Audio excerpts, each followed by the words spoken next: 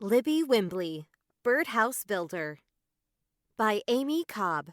Illustrated by Alexandria Neonakis. Published by Magic Wagon, a division of Abdo. Chapter 1. A Snow Day. Libby Wimbley hopped out of bed.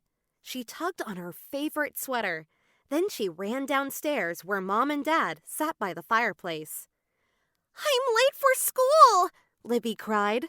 Mom smiled. "It's okay. There's no school today, Libby." Dad smiled too.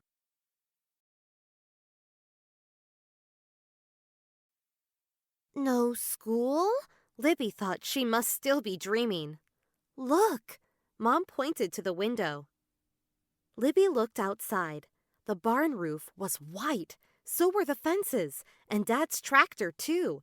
The whole farm was covered in a fluffy white blanket. "It snowed!" Libby said, jumping up and down. "And it's still snowing," Mom said. "Yay!" Libby cheered. She skipped all around the house, singing, "It's a snow day, it's a snow day, it's a snow day." Chapter 2. Hungry Birds. A snow day is made to spend with friends, so Libby's best friend, Becca, came over. They made snow angels, they built a snow family, and they sledded down the biggest hill on the farm.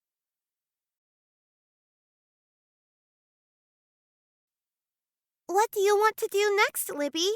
Becca asked. Libby thought about it. "Let's look for animal tracks in the snow." "Cool!" Becca said.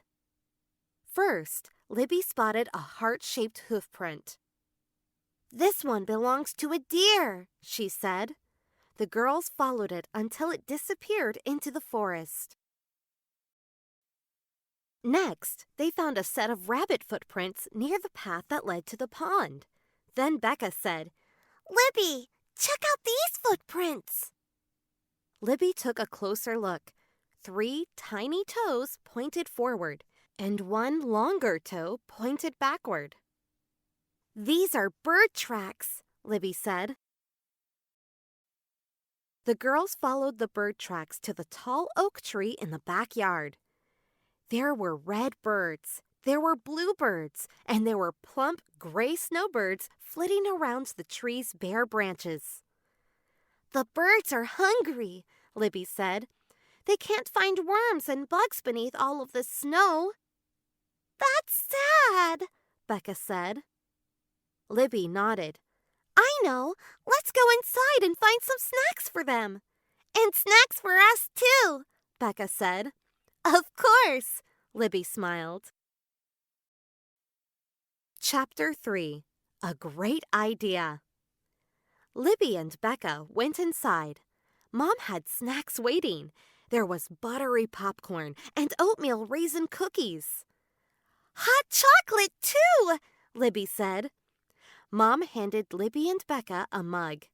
"This will warm you girls up." "Thank you," they said.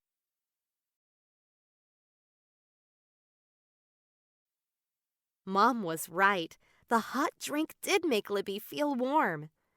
But Libby still thought about the birds outside. "I wish the birds liked hot chocolate," she said. "Then they wouldn't be cold either." "We could knit them some tiny scarves," Becca joked. Libby smiled as she pictured birds wearing fuzzy scarves. But then Libby thought of a real way to help the birds. "Becca, let's build the birds a house," Libby said. "That's a great idea," Becca agreed. Libby could hardly wait to get started.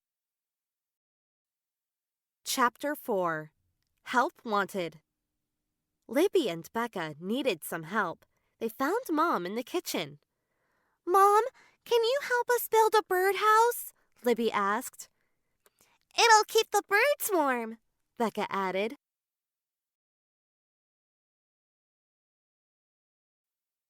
Mom stirred cookie dough. "I'm sorry, girls. I still have more cookies to bake." "That's okay, Mom," Libby said. She and Becca slipped back into their coats. Then they headed to the barn. "Dad, can you help us build a birdhouse?" Libby asked. "I wish I could," Dad said, "but I'm helping your brother. Stuart and I are making a target for a snowball toss game." "It's going to be awesome," Stuart said. "Want to play?" That did sound like fun. "Maybe later," Libby said. She and Becca had a birdhouse to make. Libby was pretty sure they could build one on their own. "We'll need wood," Libby said. "Don't forget glue," Becca added. The girls gathered the supplies. Then they set to work. Before long, the birdhouse was finished, but it wasn't very sturdy. Libby eyed the lopsided birdhouse. "No bird would want to live here," she said sadly. Chapter 5. Welcome, birds! "At least we tried, Libby," Becca said. Libby knew Becca was right, but she still hoped they could find a way to keep the birds warm. Then Libby thought of something else. "How about a treehouse?" "Building a treehouse sounds even harder," Becca said.